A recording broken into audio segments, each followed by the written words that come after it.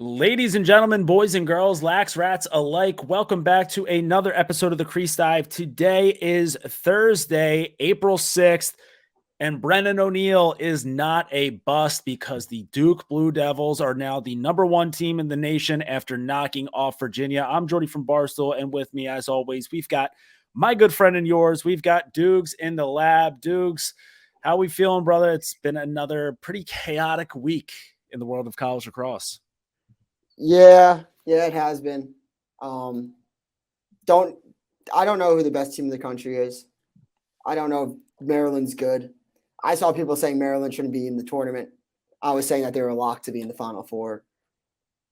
I'm just gonna shut up talking about lacrosse. So like this might be a solo pod for 45, but yeah, I'm just happy that it's officially lacrosse season.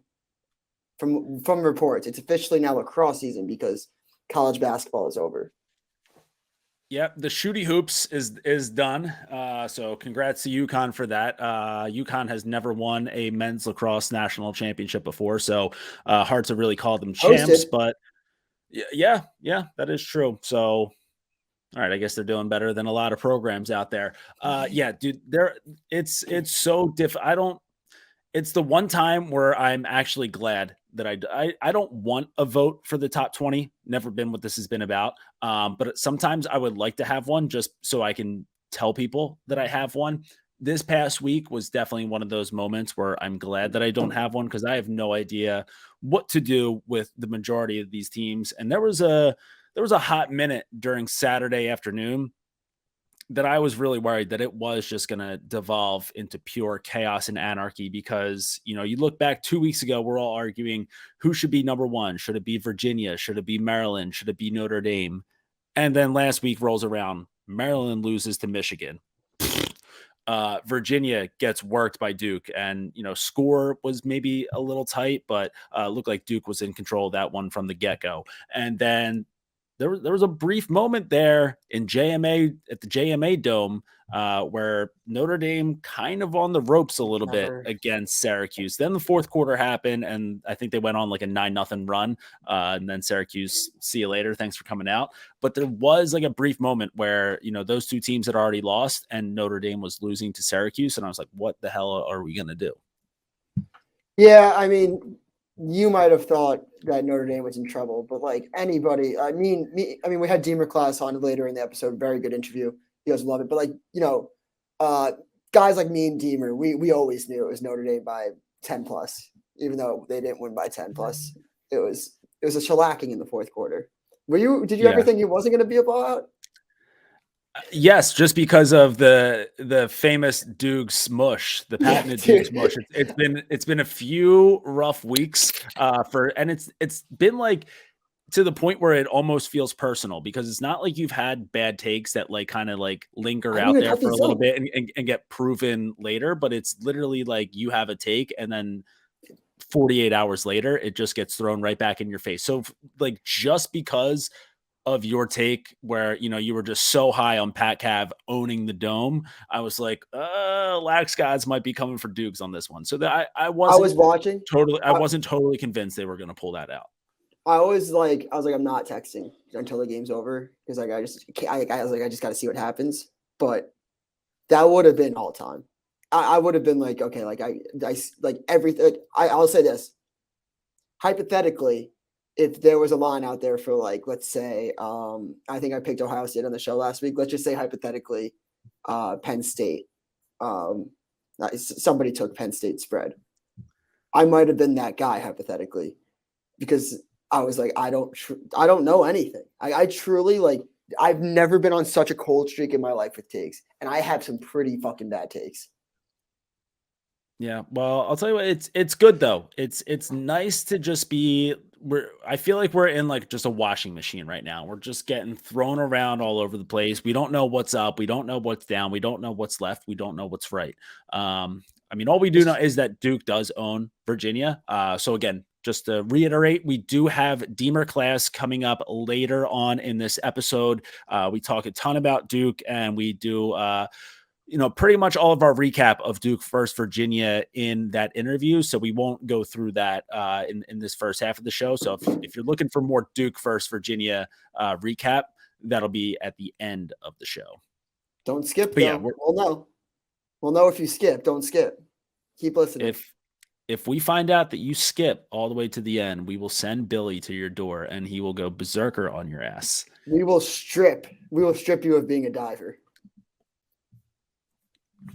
Could never. And one more thing. Speaking of the divers, thank you to everyone who has already subscribed to the YouTube channel. Dukes, as you pointed out, we hit 1,000 subscribers on YouTube. So shout out to the divers on that one. Let's make it. I don't know what's like a realistic goal. I was going to say like 1 million. Yeah, let's get to 100,000 by the start of the tournament, and let's get to 1 million by Memorial Day Monday. Yeah, no, that would be great. Spread the word. If anybody wants to help out, like if anybody's really good at YouTube and they think that we could be doing stuff to I don't know what's the right word? Not suck. Prioritize. Yeah. If anybody knows how to do YouTube not sucky, let me know and I would take any advice. But yeah, if you have any ideas, like just shoot us DMs, shoot us DMs in the Crease side of our personals. We'll check it out. And yeah, anything that can help us grow this page. But thank you to you guys. I really appreciate it. Shout out to the divers. But yeah, so we don't want to take too much of your time up before we do get to that interview with Deemer. So we're just going to rapid fire go through a couple more things that happened last weekend. Starting off, I mean, Maryland dropping that game to Michigan. Just something that I don't know, like, it's something that I wasn't expecting, but at the same time, I'm equally not surprised. Seems like Michigan is one of those games for Maryland where, they kind of show up to that game, kind of think they can roll out of bed, not put their trash cans away, and just, show up and win that game without even having to try. Michigan tried to show them last year that wasn't going to be the case. Last year, they got up to a 5-0 start before losing that game. This year, got off to a lead and just never looked back. Josh Sawada, that guy just proved to be a menace all afternoon. He's a dog, sick player there that Michigan has. And, Maryland, kind of like we've seen a few times already this year, kind of like in that Loyola game where they just, if they don't have one guy who really steps up and takes over the game, they kind of just, they're missing that one component to kind of snap themselves out of that funk. Didn't snap themselves out quick enough against Michigan, and they dropped that game on senior day too. Tough look. That's tough. I mean, is it one of the more shocking? I'd say that's like more shocking than Duke losing to Jacksonville. Oh yeah, absolutely. It's one of those crazy. Like it's jarring to see the score, right? It's jarring to see that Michigan beats Maryland. At the same time, though, it's not like after seeing it, 2020 hindsight, I'm like, yeah, you know what? I can actually totally see that. Like a hungry Michigan team and a Maryland team that kind of looked fairly evident that entire game that they just didn't give a shit about that game. All right. So Maryland loses that one. Where did they drop in the polls? So they're still top 5. But I don't think that they're probably still the best team in the Big Ten. But I'm not convinced that they'll be in the Big Ten championship because I'm liking what I'm seeing out of Penn State, and I'm still liking what I'm seeing out of Hopkins. I thought that, is Hopkins back? I thought that was going to be a fun little bit that was going to get us through February, right? Just get us to March, and then we can stop caring about Hopkins. No, Hopkins ain't going nowhere because they pull out a big 16-12 win over Rutgers. So Rutgers, you losers, you absolute bums. You guys had me believing in you. In the end of March, it was the furthest that I've gone that I've actually believed in Rutgers. And then they turn around, they lose to Ohio State, and then they lose to Hopkins, and then Penn State, huge, just big dick game over Ohio State. Just fucking crushed those guys. It was a bloodbath. It was embarrassing. Ohio State couldn't get a stop if they tried. So Penn State demoralized Ohio State, and Hopkins big win over Rutgers. So I like those two teams in the Big Ten right now. Big Ten, I know that it's been said before, but as wide open as it's been in a while.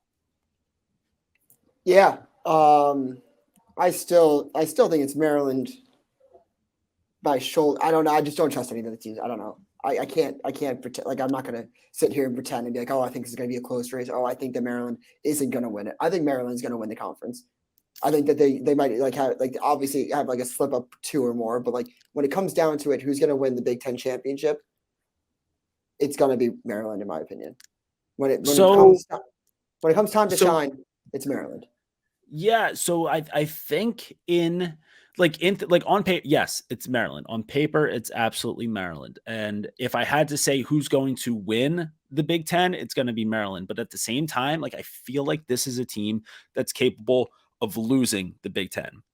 Like I don't know if Penn State can go and take the Big Ten away from Maryland. I don't know if Hopkins can go and take the Big Ten away from Maryland, but do I also think that they can give it away? Yeah, because I mean they've proven multiple times so far this year. They lose to Loyola, the loss to Michigan. Like they just don't have. It's not an automatic kill for them anymore. I don't know how many more games Luke Weirman will play that bad, and I don't know how many games Luke Ruppel will play that bad. So I tend to go off that more than anything. I mean, obviously having a freshman keeper, you don't really know how he'll respond in bigger moments, but I like the way that he played in overtime and in that game against Virginia rather than a random April game against Michigan. I'm tending to go off of he plays better in big game moments. So I'll go off that for what I know.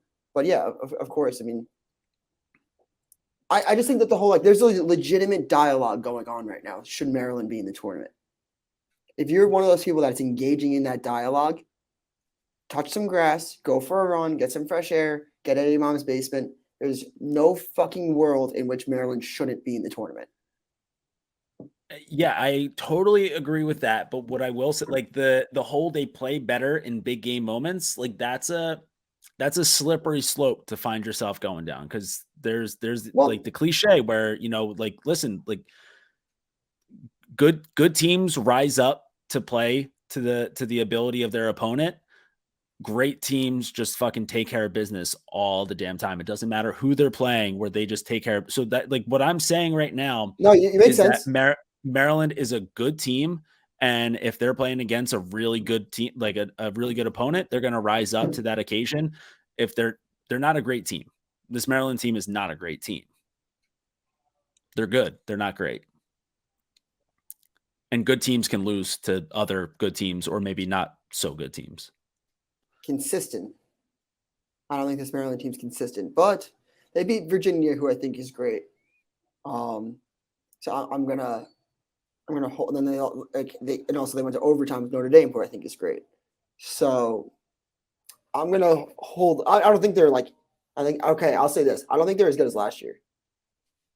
No, absolutely not. No, I but know. what I'm if just joking. but but what if their first round matchup is, maybe a team that comes out of the ASUN, right? Or maybe, like let's say it's a even Jacksonville might give them a little bit of juice, but I'm trying to think about like who I could see.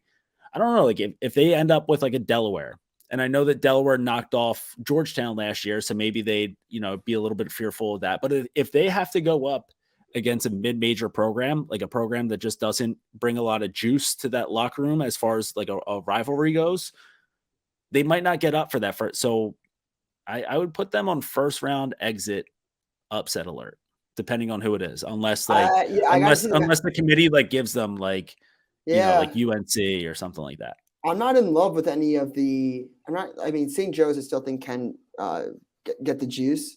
They still have the players, but there's not really a team right now, like a mid major, that I'm in love with. Last year, I was loving the mid majors.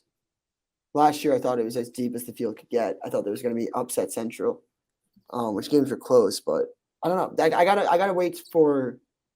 Is the RPI like going yet?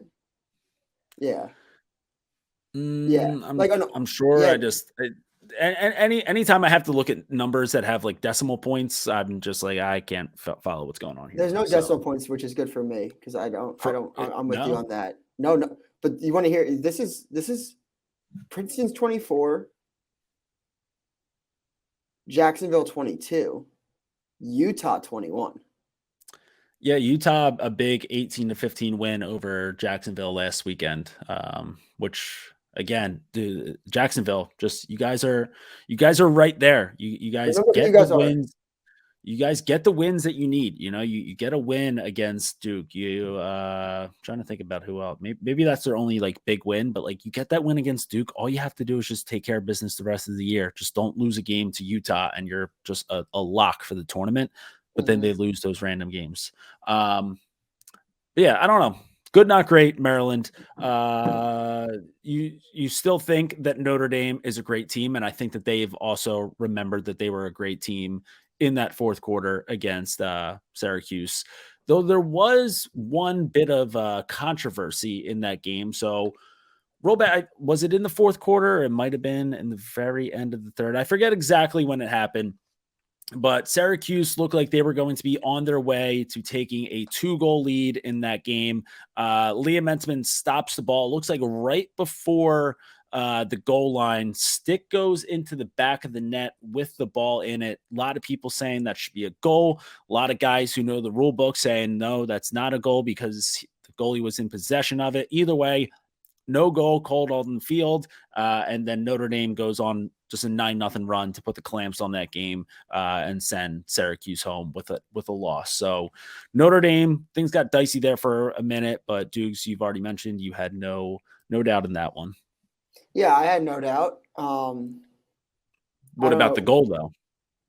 That wasn't a goal. I also can't find it. Sorry, but I can't do the cool YouTube trick that I've been doing on past episodes. I was digging for it, can't find it, and I forgot to pull it up for the episode. But yeah, it wasn't a goal. Anybody that knows the game of lacrosse, lives and breathes it like I have for 24 fantastic years, knows that that was not a goal. Did you think it was a goal? I thought Everyone knows I know the rules. I knew the rules. so. So I thought at first yes, because as a hockey guy, like even if a goalie stops the puck, glove save, Yeah, but the puck breaks the imaginary plane of the goal line. So even if the puck is in his glove, but it goes past the goal yeah. line, that's a goal. I just assumed that that was going to be the case in lacrosse. Turns out it's not. I think our good pal at Lax Film Room on Twitter was the one to point out the special ruling on that one, where like if the goalie gets possession of the ball before the goal line, but the stick goes into the back of the net, it's no goal. So, Wait, yeah, looking back, yep, go ahead. can we cut this out of the pod? But like cut to just me and you. But I thought it was a goal the first time I saw it too. Yeah, well, But we don't have to cut cut that that. out of Yeah, it. Well, no, cut that. I said No, that I'm it fucking was around. a I'm goal. fucking around. Cut that. It was totally not a goal. Everybody knew that wasn't a goal. But like, yeah, Yeah, I thought it was, but the rules say that it's not. So good call by the refs on that one. And then yeah, I mean that just completely derailed Syracuse's game. And then Notre Dame doing what Notre Dame does best and just dominate the rest of the way. Yeah. So other than that, trying to think about, well, Penn pulled out a good win against Yale, and I'm just happy because now Yale is dead. They're done. They're out of the top 20. We don't have to think about Yale anymore. We were a little bit worried last week about like if Yale could do that thing where they look terrible for 2 weeks in a row, but then just like kind of creep their way back into the mix. And then we end up looking like jackasses at the end of the season when they're playing in the Final Four. I hmm don't think that that's going to be the case this year. So just another team that we can knock off of our list of teams we have to care about as we get deeper and deeper into the season. So Yale, RIP. Although you guys did beat BU this week, but whatever. agreed. I'm done with Yale. Cool. Yeah, done with Yale. And yeah, that's pretty much everything big that happened in the past week of college lacrosse. I think we should get into some segments, and then once we're done with the segments, maybe a quick little preview for this upcoming weekend, and then get people on their way to Deemer. All right, cool. Let's start off with buy sell. So buy, sell, and I'll take this first. I'm going to let's see. What am I going to buy here? I am going to buy. You know what? I totally forgot about what I was going to buy because now we're thrown off. I'm You going want to me to tell you what buy? I'm going to sell. No, I'm going to tell you Okay, what I'm let's going to do sell sell, then and then buy. yeah, because then we're going to sell buy. I am going to sell being the number one ranked team in the nation because that is Okay. now three weeks in a row where the number one team has gone down. Granted, two of those times was Virginia, but we had Virginia losing to Notre Dame. Notre Dame ends up losing to wait, no, Virginia lost to Maryland, then Notre Dame lost to Virginia, and now Yep. Virginia loses to Duke. So heading into this weekend, Duke right now in a tough spot because they're playing against Notre Dame. So it just seems like if you're the number one ranked team in the country, it is bad news bears for you. Selling all the stock that I have in in Notre Dame and being the first ranked team in the country. I am going to sell grass fields. It's April. It's rainy. Playing on a grass field right now sucks. Goalies, you know this. You don't know on turfs if it's going to skid on some grass fields, how it's going to come off. If it's going to be sludge, your crease. So I'm going to sell grass fields for the month of April. I love grass fields. April is what is it? I think I learned this in like elementary school. March is cloudy, April's rainy, May is shiny. I don't know if I've heard that one. I've heard the April showers brings me flowers. Oh, wait, that's. I think I just shit on March for no reason. Yeah, No, April. Is March in like a lion out like a lamb? Yes, yes, yes. That's actually. I was thinking of a lamb for March. I was like, why am I thinking of a lamb for March? But yes, yes, yes. I'm selling grass I field. think it should be that March is rainy, April's cloudy, and May's shiny. I think that that's what it should be. I think that Yeah, that's I the think new. I just reinvented the. It's called reinventing the wheel, bitch. I just broke that down. But yeah, selling grass fields for April. All right, and now I remember what I'm going to buy. And after looking at the schedule this week, I am buying, and this is one where listen, the stock was already up on this one, so it's not like we're not buying this low. But it's going to be a stock like Disney or like Apple that it just keeps going up and up and up. I am buying Friday night lacrosse because Mm. it really is the best part of the week. I love the Saturday afternoon game. Listen, it's great. It's a staple. But sometimes, Saturday afternoon, it's great weather out and you don't want to be inside watching every single game. Like you might want to go out. Maybe you've got a Oh, game you of don't your want to own. watch Maybe you want Cleveland to go. State Mercer? Uh, listen, twist my arm. I'll watch. Listen, actually, no, I will watch every single Mercer game because shout Yeah. out to Okay. the Cool. Bears. But maybe not like Lindenwood to Queens, but the Friday night games is just it's perfect. Whether it's 5 o'clock, 7 o'clock, just a great way to end the week. Grab yourself a seat on the couch. Grab yourself an ice cold beverage. I mean, this Friday, so last Friday with Virginia and Duke Amazing. doesn't amazing game, doesn't get better than that. And then this coming Friday, we've got Rutgers, Michigan, which, I'm not high on either of those teams, but Michigan is coming off of a win against Maryland. So, maybe they could be for real in the Big Ten. We've got North Carolina and Virginia. We've got Loyola Navy as a nice little Patriot League matchup. And then we close out the night with Ohio State and Maryland at 8 p.m. on the Big Ten Network. So we have a great slate of Friday night games. We've had some great Friday night games already this year. So definitely buying stock in Friday night lax. Agreed. I love Friday Night Lax. I think that I've talked about it in the past. Perfect pregame. Perfect. Just grab a beer, get on the couch, enjoy your Friday, getting off work, heading into the weekend. Great, great buy. What I am buying, I'm buying high school lacrosse. It's you got the scrimmages over with. The rankings, you start seeing who's frauds in the preseason top 25. High schoolers stop being mad at like Ty Zanders around this time. Ty can start seeing who's rightfully in the top 25, who's not. I think that April's a great time for high school lacrosse. some great non-conference action. I know a lot of teams are probably on their spring break trips right now in like Florida or wherever they may be. There's some great high school lacrosse to be watched in the next coming weeks. So I'm going to give my shine to all those high school lacrosse players out there, and those dads that are screaming that their kid should be in Ty Zander's top 100 when they probably shouldn't be. Just because you pay $1,000 for your kid does not mean that Ty Zanders has to rank him. Well, I'll tell you what, I feel like I don't know if you did your homework that well on this one, but it does feel like that was a personal attack at me, just to make me have to bring this up. But so we're recording this on Wednesday. Yesterday, Tuesday, we had Radnor, team out of Philly, team that knocked my Springfield out of the state semifinals last year.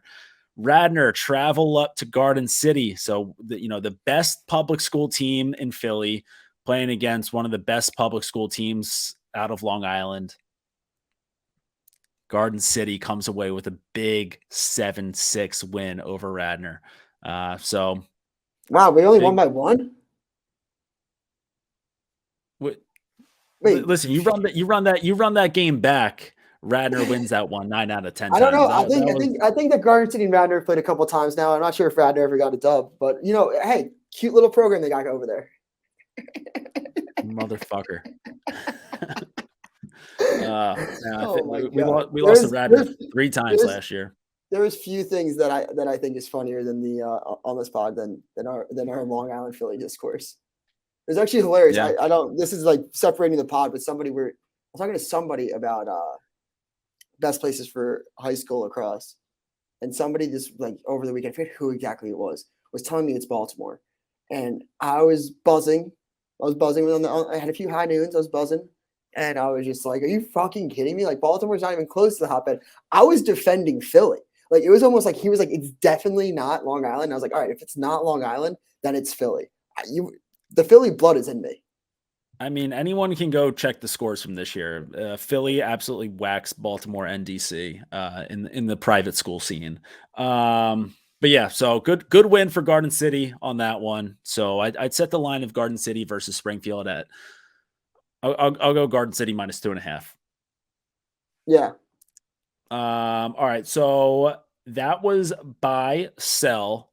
Listen, I've got a weight room of the week right here where I'm a little bit worried to give it to him just because I haven't seen a medical update from it since. So I don't know exactly how he turns out on this one, but let's go to weight room of the week, brought to us by Shark Chalk. So for all you gym rats out there, anyone looking to get into the gym, listen, some of the best workouts, some deadlifts, hang cleans, whatever you want, just real active and explosive workouts. You're probably going to want a little bit of extra grip on the bar as you're going through those workouts. And sure, you can use regular gym chalk, but you end up looking like a fool. You get chalk all over the place. It gets all on your clothes. That's why you need to switch over to Shark Chalk. It is a new liquid form of gym chalk. There's less mess. There's extra grip. Little less cleanup to do afterwards. So it's discreet. So you're not going to, go around looking like an absolute meathead while you're in the gym. You can do whatever you need to do, get that extra grip strength. So Shark Chalk, head on over to sharkchalk.com. They've got a couple different varieties. Dukes, I know that you use it while you get after it in the gym. So Dukes can attest, great product. Amazing. And when you're purchasing it, you can put in promo code LAX20 at checkout for 20% off your next order. My weight room of the week, we're going over to the Penn State versus Ohio State game from Sunday. And this is Penn State defender Jack Posey. So he closes out on a Colby Smith shot, and he soaks this one so squarely in the nuts. It made my balls feel like they were up in my chest, just watching it on TV. So I don't know if we have the video queued up for anyone right there, but you can also, I wrote a blog on it over on the old barstoolsports.com, so you can check it out there. But this thing looked like it came out of a rocket ship, out of Colby Smith's stick. And it was like, I don't know. I want to say that ball got released maybe 13 inches away from Jack Posey's nuts and just a dead on shot. I don't know. Again, I feel a little bit worried about this one because I haven't seen a medical update. I don't know if that nut is just blown away to smithereens, but he soaked it. He stood there for an extra second before just collapsing to the ground. So the fact that he was able to stay on his feet for another second after soaking that shot, that's a big bad man right there. That's a weight room issue. Jack Posey, my weight room of the week, and also my condolences. My weight room of the week, I'm giving to the Duke defense. Wilson Stevenson, man. Kenny Brower, man. Anybody named Wilhelm and his first name's not Wilhelm, his name is Wilhelm. The whole unit deserves to get the weight room of the week. Real quick on that one, I forget who it might have been. A niche. I forget what broadcaster it was, but they gave Wilhelm the nickname the Kaiser, and I thought that was incredible. That is, I heard that on the broadcast, and I remember being like, oh, because I didn't know. I don't know. It just you thought he said like the Führer, like yeah, exactly. Like just like there's just a couple like German words where like, oh my god, he said that. Like the way it can come out in German, it's like, oh, that sounds. So the Kaiser, I was like, oh my god, like I was like, did I just see something get canceled live? But like, and I went out and I forgot about it, and then that just reminded me. But yeah, but the whole Duke unit. I mean, anytime you hold Schellenberger really to no goals, kind of keep him out of the game. I think they just were deserving of weight room of the week, just imposing their will and being men out there because it looked like men versus boys. Yeah. That's a big bad group of dudes. So those are our weight rooms of the week brought to us by Shark Chalk. Dukes, let's just rattle through a couple picks here of these upcoming games of the weekend, and then we can get everyone over to Deemer. So I already mentioned great slate of games on Friday night, and it all gets going. So we've got, did I even mention Virginia and North Carolina when I was going through that? All right. So we've got Virginia and UNC. This is going to be a 6:00 game on the ACC network. If you had to, maybe just put a little feeler out for how this game is going to go. Virginia coming off the loss to Duke, probably going to be playing a little pissed off. It's not that far of a trip for them to make it to North Carolina, so you don't have to worry about travel. I'd say Virginia probably wins this game by like 4 goals, on paper. Dukes, where do you feel on that? I'm going Virginia. I'm going Virginia. Who are you going with? Yeah, I think it's got to be a big bounce back game for, and not even that he needs to bounce back because he still had 3 points, but bounce back game for Connor Schellenberger. He's going to be pissed off that he was held out of the goal category against Duke. Yeah. They're going to be pissed off after that loss, pissed off about losing the first ranking, 2 weeks out of the last 3. So pissed off Virginia going to UNC. I like Virginia in that one. Don't worry about Michigan Rutgers. It's going to be a, good game to have on the TV, but, whoever wins that one, you guys are dead anyway. Maryland by a million. Yeah. All right. So Maryland, yeah, probably the same thing. Although, listen, it is a lot of travel over to Ohio State for a Friday night game. So I don't know. Tails tucked between their legs a little bit after that loss to Michigan, traveling to Ohio State. I like Maryland in that one, but I'm not saying by a million. I think that's going to be tight. I'm saying Maryland by a million. All right. So Friday night, though, great slate of games on deck for us there. Saturday, a lot of good Ivy League matchups. But I've said it before. We'll say it again. The Ivy League is dead. The one that really stands out to me, just because this is just a classic lacrosse matchup. Syracuse and Princeton, just reminds me of my days of, just really getting into the sport of lacrosse. So, thinking back to Mikey Powell, thinking back to Ryan Boyle. So good little matchup there. Princeton as the home team. So Syracuse taking the quick little trip down to New Jersey. Princeton probably wins this one somewhere between 1 or 2 goals. I like the orange in this. Not the orange and black, but the actual orange. I like the not nerds. I like orange. I like the Syracuse orange. Yeah, I think give me Syracuse led by. Tell you what, Colkhurst had a big game last week, but I like Jackson Birtwhistle to have a monster game in that one. Penn versus Brown. Again, the Ivy's dead. I think though that Brown has a lot to prove after having their seniors come back. Same. I also was going to say Brown. on the same page on that one. Yeah, I mean Brown losing those guys for a noise violation for what 4 games, almost a whole month. Mm-hmm. Tough look for them. I think that that's something that this team can really rally around, and to have that as an extra motivating factor. It'll be a home game for Brown, so I'm sure that they're going to have a lot of alums in attendance. So. Like Brown money line in that one. Seems like you do as well. A Big East matchup here where this is listen, I think right now we kind of forgot about that this is Bill Tierney's last season at Denver. And the reason that we've forgotten about that is just because Denver hasn't been that good this year. We've got Denver hosting Villanova. Villanova has been having a pretty solid season so far in the Big East. So this could be like I don't want to say it just because he's old, but like in a nail in the coffin game for Denver season. If Villanova is able to get this one done, so this is I'd say as much of a must win as an April 8th game can be for Denver. Looking probably like they should win by 1 or 2 goals, considering how much Villanova has to travel, dealing with the altitude differences. That's always the big one that plays a factor in these games. So, are their lungs going to be ready for this one? Have they been training with the Bane mask so far this week at Yeah, that's practice? always dramatic. That's always dramatic going out to Denver, huh? And just like everyone acts like the altitude's going to play such a role. I think that's all bullshit. I truly do believe that. I also one of my favorite players in the country is on Villanova, Matt Campbell, future PLL player. Know that for a fact. I think that when we got later in the episode, you can hear Deemer. I'd love to hear Deemer's thoughts on Matt Campbell. I wish that now, looking back at it, that I asked him about him. Matt Campbell, player to look out for. When you tune into that game, watch what he does off ball. I like Nova in that one. And can we get you on the record here? Are you saying that altitude is a bust? If I could sell altitude, that would be my sell. All right. The number one lacrosse podcast that does not respect altitude on the internet. All right. And then that brings us to the 2 biggest games of the weekend.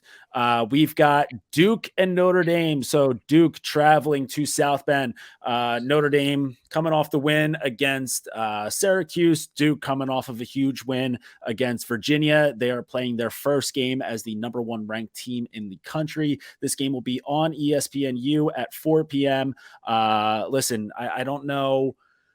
You're going to listen to this interview that we just did with Deemer Class, and I think you're going to realize why it is impossible for me right now to not think that Duke is just going to run through the rest of the country, just because of how much he hyped up those boys and how just really it seems like it's impossible to stop that offense. So I gotta roll with Duke. I know that I just sold being the number 1 ranked team in the country, but I think that this is going to be a good buyback game on that stock. So I like Duke in that game. That's on ESPNU at 4 p.m. But Notre Dame is probably, like, if I had to think about it, would probably be favored just because of the travel. So that typical travel 1.5. I like Notre Dame in this one.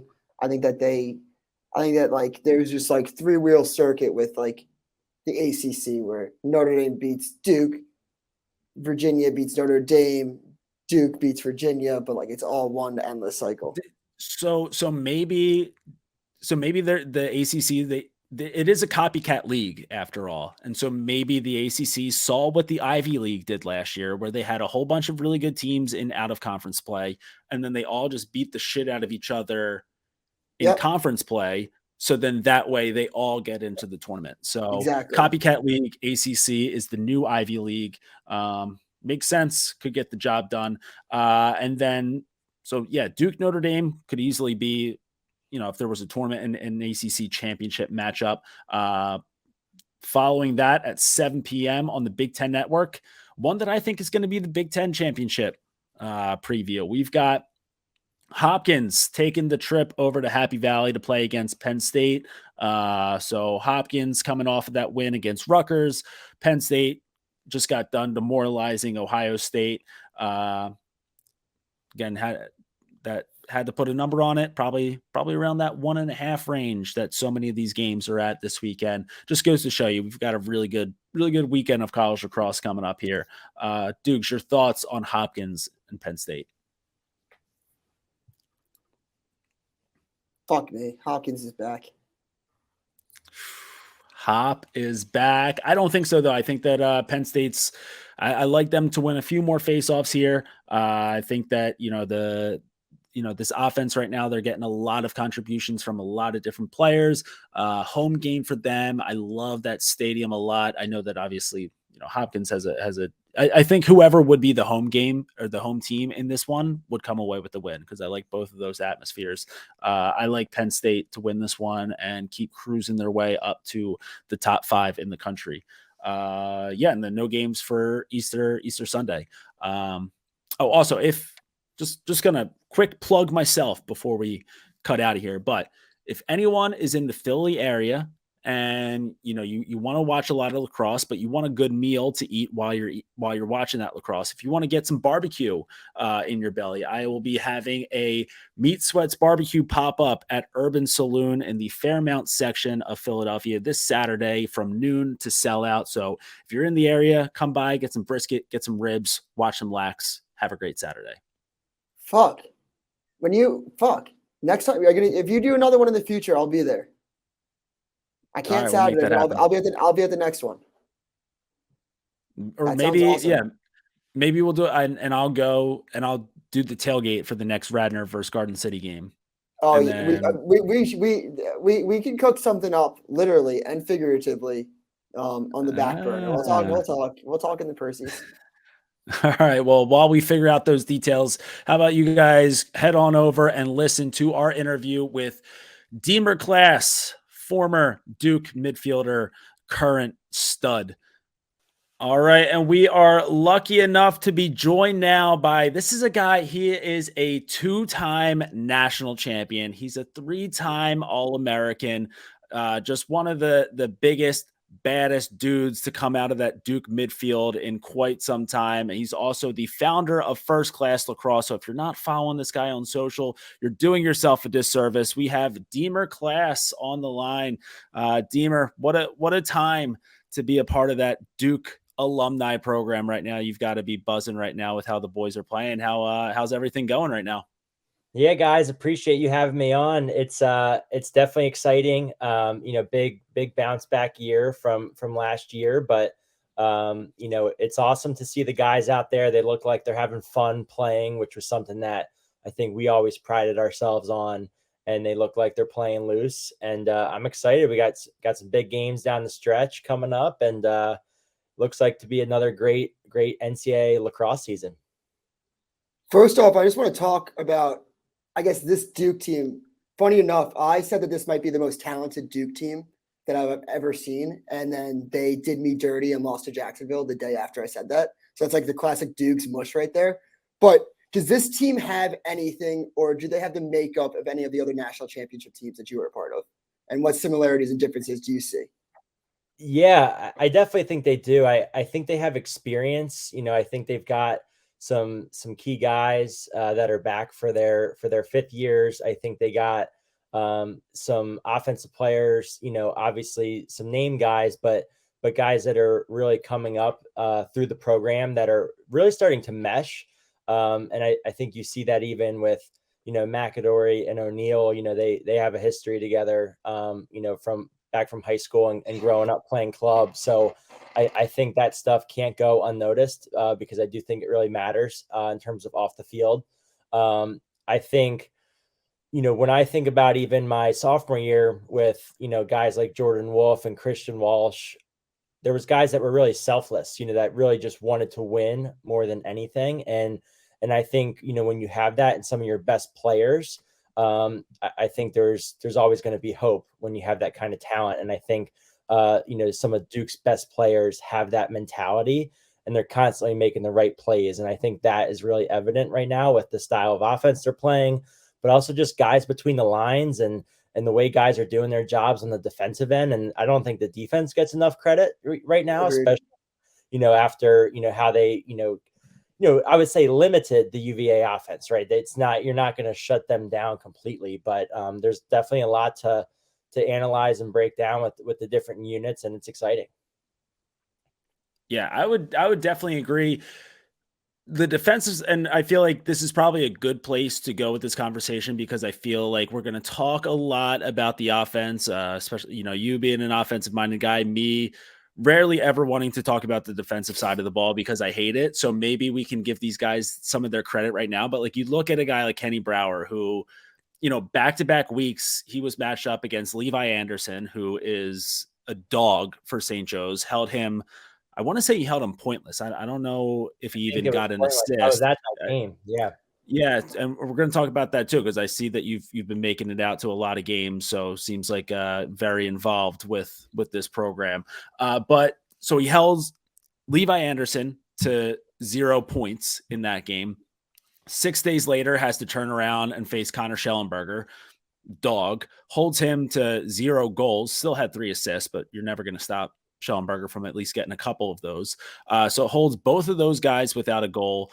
I roll back the tape going back to the Penn game where I thought that Wilson Stevenson, in a game where it was Brendan O'Neill versus Sam Hanley, two of the biggest mutants in college lacrosse going head to head. I thought that Wilson Stevenson was probably, the biggest menace in that game. So, Duke is a program where you guys have always had, some good defensemen come around, obviously guys, that stand out in my head, JT Giles Harris or a guy like Billy Connors. Like you guys have had good, defensive guys before, but it's usually the offense who gets some love. So do you think that this is a year where maybe Duke really turns that corner into being a team where like every time you talk about them, you have to say, yeah, their offense is loaded, but that defense is going to bully you around for 60 minutes?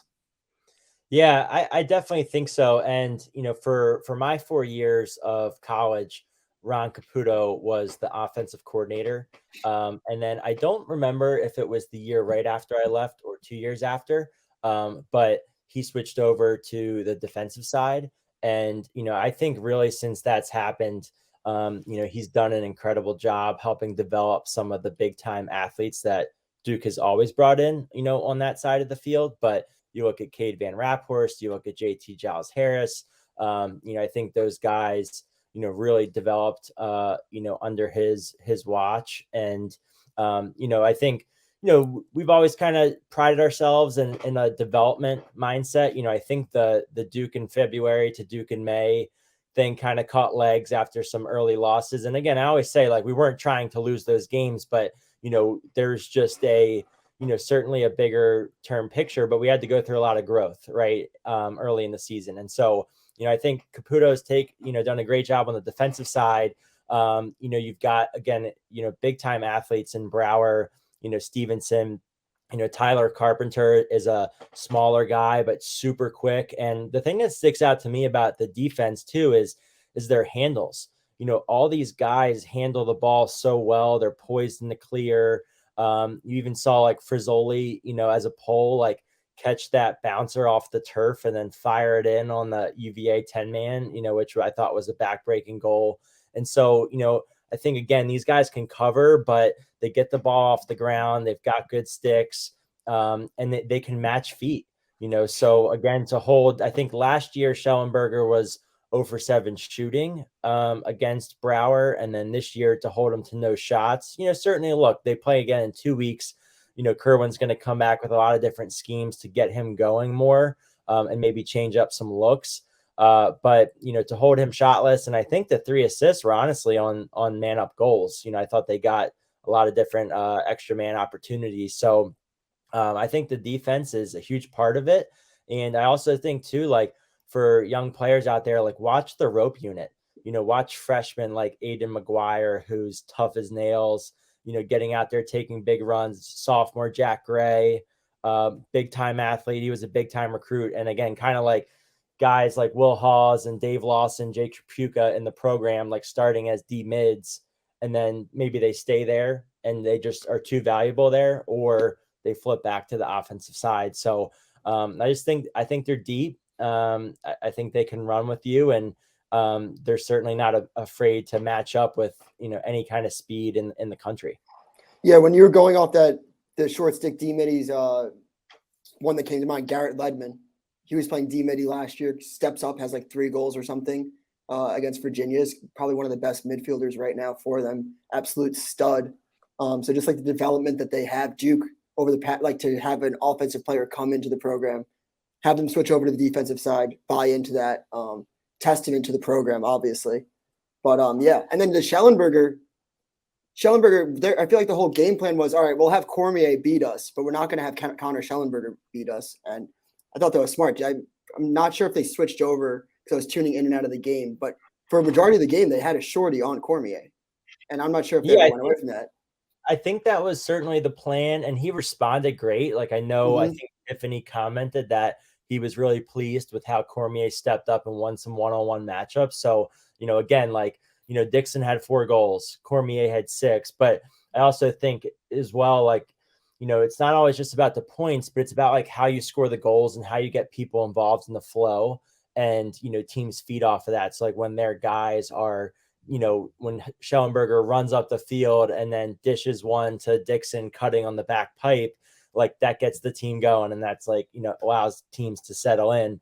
But when you make them do stuff that is not normally typical and they got to grind out those goals, and maybe not get other people as involved, it certainly throws a wrench. So I think it's going to be really exciting 2 weeks from now when they rematch. And then again, hopefully for college lacrosse, they get 3 games this year, and maybe that's sometime in the NCAA tournament. So hopefully that works out bracket wise. So, it's exciting to see. And, I think obviously I put together a Twitter thread about the game leading up to it, because I just thought there were so many different intriguing matchups from offense to defense. And, again, like, Jeff Connors and McConvey against the Duke D mids and vice versa. Caputo, Ledman stepping up big time this year. He's always had the tools, but he's playing with a presence about him that I think he hasn't had yet in his career. So I'm excited for a guy like him. So it's definitely an exciting time.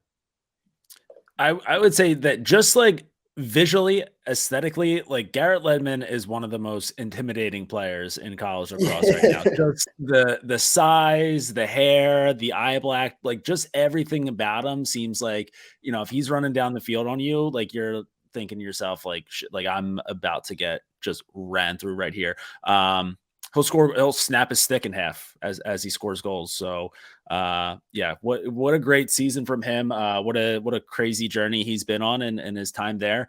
I mean, he seems like a perfect guy to maybe follow your pipeline of Duke to Chaos LC. He seems like a guy who would thrive on a team like that. Yeah, it'll be interesting to see. And again, I think, different coaches in the league have different styles and what they value, but I think he's certainly showing that, he has the offensive skill set to, play some different styles and make good decisions. But, for maybe a coach that's looking for a 2-way guy that can get up and down and, take some short D shifts and then push it the other way, it'll be interesting. So, I'm hoping, Garrett gives it a good run, because he's definitely showing that he's more than capable. And I remember, getting to meet him and work with him a few times back, like his senior year and going into college. And he always had all the tools. He was always this physical specimen. But, now to see him like righty, lefty, put it all together. But then also like when teams play zone, he's out there just making the simple forward passes, pushing gaps. And so it's just cool to see a guy like that, put all the pieces together. Besides any Duke player, is there any singular player in the country not named Connor Schellenberger that you like to watch from like a coach's perspective that the common viewer might not get some shine from?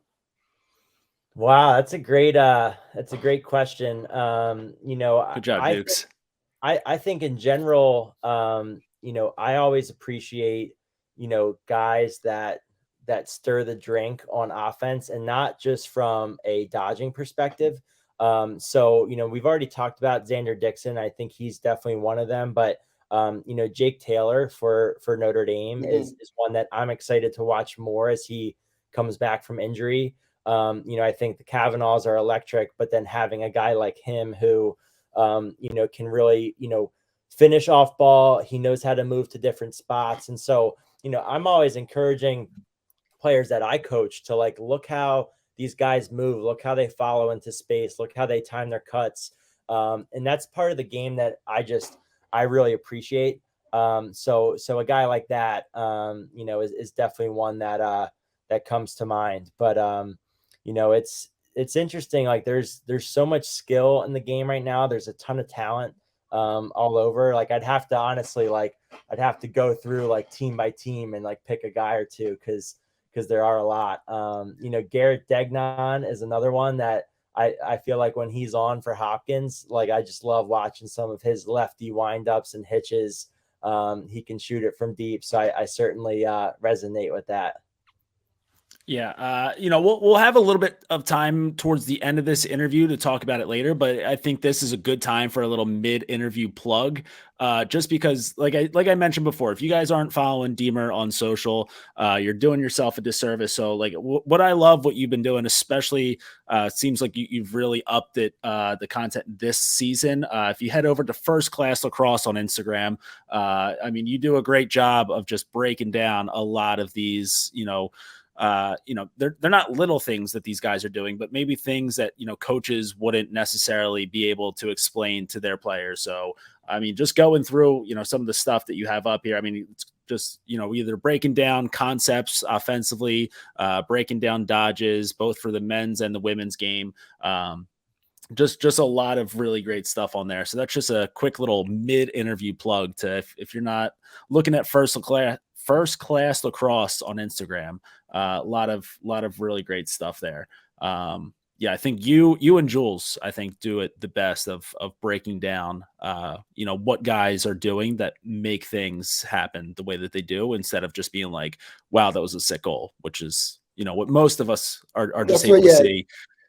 Wow, that was a sick goal. And then, all right, hey, Deemer, bring your brain in here and let us know why that all happened. I think Notre Dame's going to win because they're better, and then Deemer actually breaks it down in a way that's not a simple brain take like me. Yeah, no, I appreciate that, guys. It's also, I always think it's important too to like try to understand, for in my position, as I'm coaching and trying to teach through that, how can players take some of what these really exceptional guys are doing and apply it to them?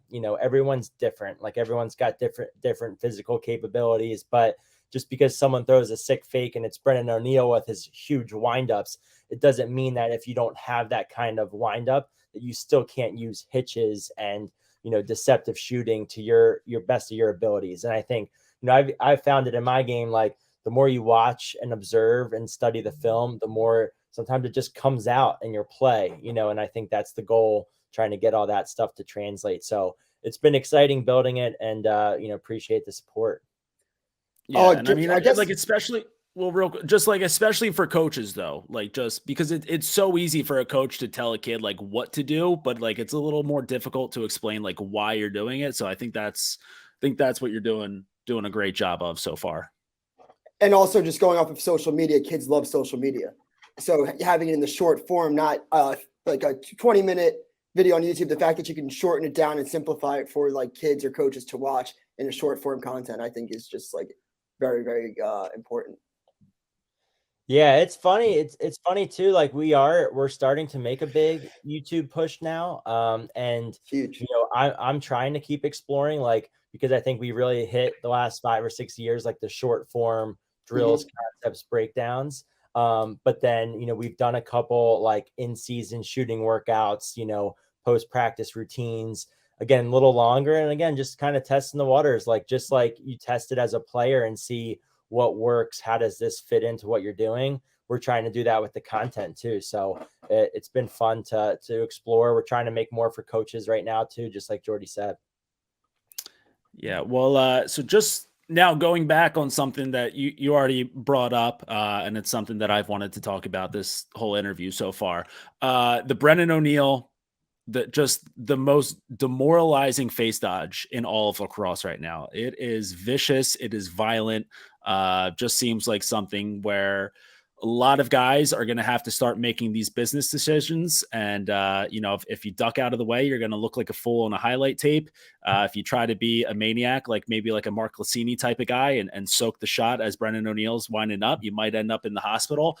So that just seems like one of the more just violent ways to to just dominate an opposing defense right now. But also at the same time, teams also have to worry about a guy like McAdory, who is just, I mean, his footwork is just, it's criminal. I look back on the little rocker step down the alley he hit against BJ Farrar against Penn. I think that you also did a good little breakdown of that one. So, you're looking at just, how these guys are able to, just really throw defenses for a loop. They've head spinning left and right. One, what would you rather get hit with? Like, what highlight would you rather end up on the receiving end on, being, biting for the Brennan face dodge, or getting sent, 7 yards over to the right with the McAdory rocker step? And then two, how does having, those two different types of offensive threats, like, just explain how deep that makes this Duke offense to stop. Yeah, I mean, that's a good would you rather. I think I would rather get face dodged by O'Neal. I just feel like whatever sport you're playing, if you're covering someone and someone sends you 5 yards in the other direction, or you kind of like step over your own feet trying to cover, like I feel like that's the most demoralizing thing. But like if you're closing out, like think about how many people close out on a corner three and get sent into the bench, the bench, and then the guy drives baseline. Like that guy doesn't really, get demoralized as bad as the guy who completely gets his ankles broken on a move. So that's my answer there. I think, O'Neal and McAdory, you could make, as they progress, maybe make a Shaq Kobe 1-2 punch kind of combo, except a much more finessed Shaq, a Shaq that can shoot the three, a Shaq that could shoot free throws, I was waiting for that. a Shaq that could break someone down off the dribble. But they're a fun pair to watch, and then you throw someone like Dyson Williams in, who, again, like speaking of off ball guys, like he has that same kind of impact as a Dixon, as a Jake Taylor, and it can't go underrated because you have to think about an attack unit as, a trio. It can't just be one guy. You have to have guys that can bring different stuff to the table. And I think not only does it make sense X's and O's wise, but it makes sense in terms of the dynamic, the off the field, like guys are playing their roles to the best of their ability. And I think they're going to end up being able to be close off the field because they're not so worried about who's getting all the shine and who's getting all the points. So, again, like, and then kind of take it back to skill sets. I think McAdory's ability to one-on-one dodge, and again, I think he's the most explosive player I've seen in the country. Just like when I was watching the St. Joe's game, like he made a split on a pole, and the amount of separation that he's able to just start creating out of his dodge, like, it's very, the only other guy you probably see like that is Dordovic, in terms of their ability to like make a hard cut and then get out of it. It's Duke's favorite player. Yeah, Tucker's an awesome guy, and so I think I think McAdory's ability to do that is special, and what that allows is that Brennan doesn't have to start every possession. He doesn't have to start it and trigger the offense with the ball on his stick. When you got guys like Ledman, when you got guys like McAdory that can even attack a pole, it allows Brennan to be on the dodge, pass, catch it on the backside, and then attack. And when he's a slasher like that, I think that's when he's pretty unstoppable because he can go topside, he can go underneath, he's got the distance to shoot from range. He can shoot around you in multiple release points, and then he can make it so believable in the shot fake. So, and then when he gets going, he's just hard to stop like a Hanley. But, again, like when he's at that where he can catch it on the receiving end on the backside after the defense starts to rotate, I think that's when Duke's at their best. And so I think they've got the pieces to not only do that skill wise, but again, I think they're buying into the flow of that so that they can, again, execute, and they're just trying to get the best shot as a group. All of that sounds like the defensive scouting report is just, hey, just pray. Just hope we have a really good day in cage, and if not, we'll see what happens. I was thinking about this, and I think you guys would appreciate this. There's not many guys that I've seen wind up first shot like that, besides a guy like Ryan Brown, who can like really draw his stick back so deep, but then either still get it through for the shot or then tuck out of it.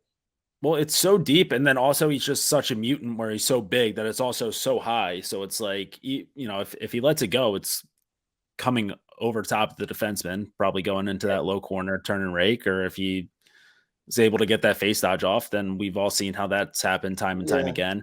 I will say though, the one thing about Brennan O'Neill, and so Deemer, I know that you're pretty active on social media. I don't know exactly how plugged in you are to Lax Twitter, but there's been some discourse though over the weeks that Brennan O'Neill is a quote unquote bust. And all I'm saying is I've just been kind of perusing through your feed right now, and I haven't seen you come out and definitively declare that Brennan O'Neill is not a bust. So would you like to clear up the air here, or is that something that needs some further contemplating? Yeah, I will clear the air. I do not think Brennan O'Neill is a bust. And I have cleared the air on my stance on taunting, especially in MCLA lacrosse a couple weeks ago. That came up. So I will also say that I do not think Brennan is a bust, but I also am trying not to get trapped by some trolls out there who are just trying to provoke Lax Twitter. So I'm trying to make sure that when I do chime in, it actually happened recently where someone trolled face-offs, and then of course I respond and I'm like, oh, I actually think this is a great face-off battle, blah blah blah. And the guy chimes in and is like, oh, I actually coach face-off, so thank you for commenting. And I'm like, I didn't check your Twitter bio. It's not in your Twitter bio. We haven't met before. Sorry. So that guy hit you with the Brennan O'Neill face dodge of takes. Like you just fell right for it. Yeah, right, exactly. So, I'm trying to again, because I do appreciate debate. That's why I'm not afraid to. And now that I'm not coaching college and just kind of, private coaching and doing my own stuff, I'm not afraid to get my opinions out there. But I'm also not trying to get face dodged and dunked on by people just looking to, start a riot on Lax Twitter. So I got to be careful. Yeah, that's smart. I don't like when I'm dealing with Lax Twitter, I don't have any caution. I get dunked on all the time by like people with no names, no faces, and it's very embarrassing to go back to my house and like be like, yeah, like this is who I am. I just got dunked on by a troll on Lax Twitter. But I need to ask you this hypothetical. We need to settle this debate. So the PLL expands to another team. They're like, hey, Deemer, we want you to be not just the coach, but the GM. And this is next season. And you have the first pick in the PLL draft. Schellenberger, Handley, or Brennan O'Neill. Who are you picking? Wow, that's a tough one. All three great guys. I've gotten to know all of them. And I think it's more than my Duke bias, but I would take Brennan. I think there's something about being able to build a team long term around an attackman. So I think that's one reason that, again, having that someone that's on the field, that's the general that can, again, like cause matchup problems, because again, do you put your top pull on that guy, or do you put the top pull on someone that he matches up better physically? So I think it causes stuff from that. But again, to have a lefty scorer powerhouse type of guy, that you can build a team around, I think that's huge. So, that's my take. And again, like, I know that's something that Lax Twitter did get really up in arms about, was him making Team USA. Oh yeah, that was. And I felt like I never really had like the right forum to like just address this. And I just think at the end of the day, like, people have to look at the Team USA roster and be like, what guy could complement and fit the pieces that are already there. And when you have Rob Pennell, when you have Michael Sowers, when you have a lot of different dodging options from the midfield, there's not a big lefty presence out there like a Brennan O'Neill that, again, doesn't need the ball to be effective, but can still break down and win matchups, and score goals. And I think that's even something like when you think about like Team Canada, like having someone like a John Grant or a Mark Matthews type of guy that can put the ball in the back of the net, like that's huge. And so again, I'll be curious what his role will be this summer. But for the people that got so worked up and then just start pointing to stats, it's way more than stats.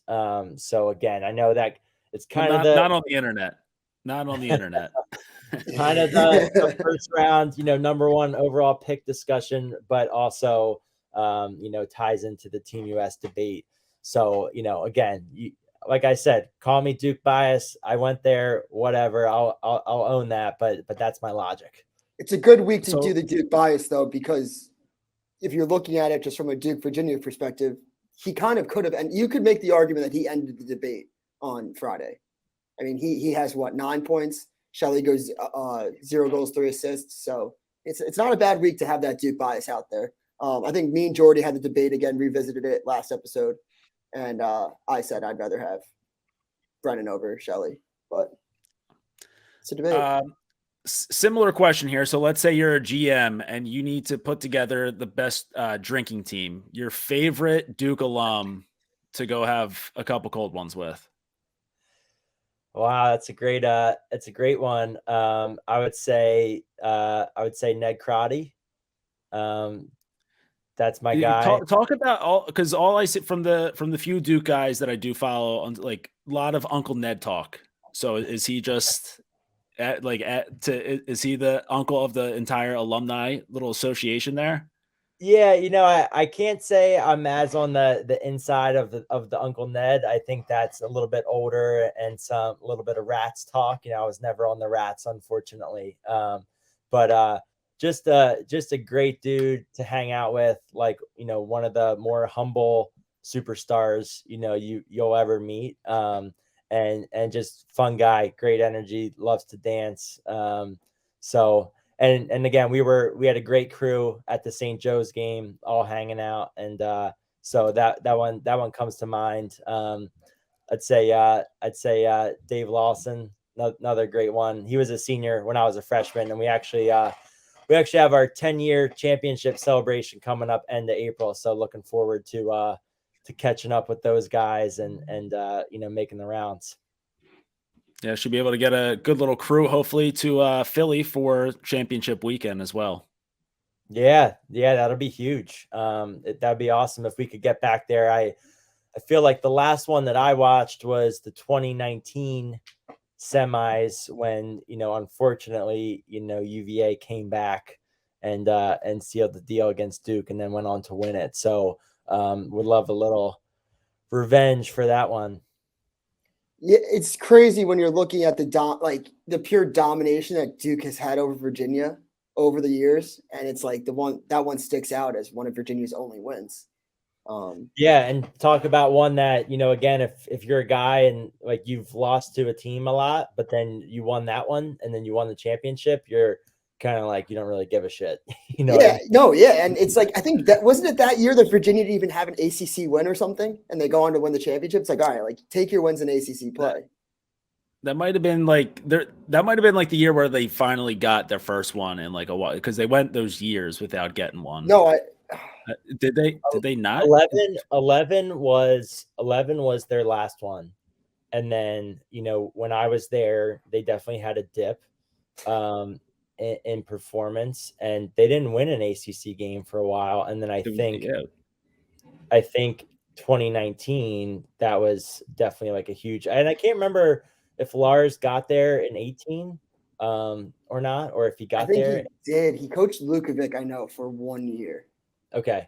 And then 2019, like they really started to turn it on. So, it's scary. They've got a great group. They're really well coached. I actually got to watch a UVA practice in January, which was awesome. I learned a lot myself. And So it's exciting to see, like, the ACC is back, and people were, I think, preying on the downfall last year, and that was short lived.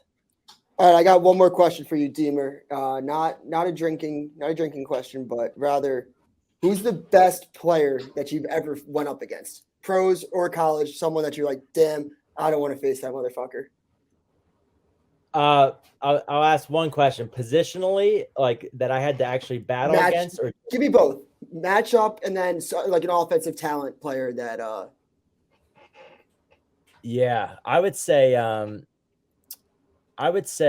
put Mike Earhart in the midfield position as someone that was just, hard to dodge against, a guy that you would, try to avoid long, and obviously he's been, what, 3 or 4 time long stick Yeah. of the year. So, and we played them once when I was a sophomore at Maryland, but so I would put him up there as a guy that I've had to go against that is one of the best I faced. I would say in general, man, it is tough because played against a lot of dudes in the last 10 years or so.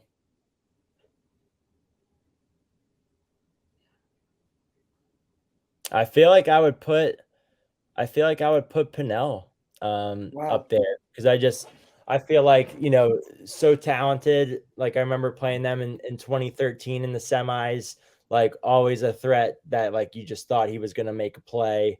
He's got all the tools you could think of. I'd have to put him up there. I mean, I think the best guy of my, like, generation is Jordan Wolf, and I was fortunate to not have to go against him. But we did play against him a bunch, for the Rattlers and stuff in the MLL, and he was just an absolute force. So, I did actually have to compete against him, so I would put him in that mix too. I was fortunate enough to play against Jordan for 4 years in high school and never lost to him. So suck on that, Jordy. There you go. I've got one last question here. Well, actually, one. I'm I have glad that one you more said. thing too, by the way. Okay, yeah, we're gonna have like one more questions. One, I am interesting that you said Pinnell, because like when I'm looking back on the best players from like the past 10, 15 years, like I feel like I see the most of Pinnell's game like in other attackmen's game right now. Like you can kind of see like so many guys who just grew up just crushing through Rob Pinnell highlights on YouTube and hitting some of the same moves. So I do think that he's like probably the most influential attackman over the past however many years it's been. My question here, though, something that you said with the ACC being back. So obviously last year, our good friend Donna of the selection committee famously kept teams like Duke and Notre Dame out of the tournament while just pumping it full of Ivy League nerds. Dukes and I, we've had this theory that Notre Dame has come into the season playing extremely pissed off ball just to really stick it to Donna and stick it to everyone who kept them out of the tournament last year. Kind of seeing similar things with Duke right now. I mean, just running through teams besides that one loss to Jacksonville so far this year, which is part of the script. I'm just curious, as someone a little bit more on the inside, like, did you hear anything from, whether it's current players or alumni or coaches or whatever, where, that, getting left out of the tournament last year really put a bigger chip on their shoulder heading into this year, or they just focus on this year and last year is just whatever? Yeah, no, I mean, I think in general, like, even, just hearing a little bit after, but then, thinking about the fall and reflecting back on my experience. Like, I remember after 2012 when Duke lost to Maryland and we came in that fall, like, even that was a semifinal loss, and it was carried through as like such a motivation for the fall. And so, while I think, like, the growth mindset is certainly on this year, and growing from that, I think it just gives that natural chip, no doubt. I don't think it's necessarily like something that's like beat over their heads, because I think, again, like when you look in the mirror, like they didn't win enough of the games that they needed to kind of boost that resume. But I think they're all, highly competitive, and it's certainly in the back of their mind. So I think Duke and Notre Dame are definitely using that as a ton of motivation. And whether it's comes out a lot or it's just like kind of in the back of their minds is like that fuel to the fire. Like, that's definitely like what I'm kind of seeing in terms of their play. But again, it's hard because every year's a new year and you get new faces, you graduate guys, you got a new freshman class. And so, you have to remember the history, but you can't hang on it too much and that be the driving force, because that can burn out too. Yeah, I mean, last year I think I made the argument that Maryland's championship was a Mickey Mouse title because Notre Dame and Duke weren't in it, and I don't know. It's Can you confirm that, Deemer? Yeah. Are we calling the undefeated season Mickey Mouse title? I will not confirm that. I cannot stand by that statement, but I do respect you. Yeah, it's a hot take. And I respect you and your hot takes, but I don't necessarily agree with that one. Yeah, I'm not so sure I even believe it, but I like to say it. But here's the last question that me and Jordy have this debate far too many episodes. You're from Baltimore, Jordy's from Philly, I'm from Long Island. The best lacrosse players are from what area? Baltimore. Are you sure? Because when I asked you the question, you named 2 Long Island people in Earhart and Pinnell. Oh, I mean, wow. Walked right into it. You just got mousetrapped by Dukes. Dukes. But you did also say guys I played against. So then you're not taking in okay, yeah. Conrad, Pat Spencer, all the guys in the 80s and 90s that are studs coming out. Who were playing against plumbers. That's a good, yeah. Oh, yeah. Wait, Deemer, you might like this one. I said, at what point does lacrosse Twitter turn into NBA Twitter? And we just start saying like Gary Gate. Like Gary Gate's stats don't matter. He was playing against like referees and plumbers. Like he was like that's gonna start happening very soon. That is gonna be soon. And also that's why I'm against the 2-point line in college lacrosse, because if that happens, that will just jack up the stats and make it so hard to compare over these decades.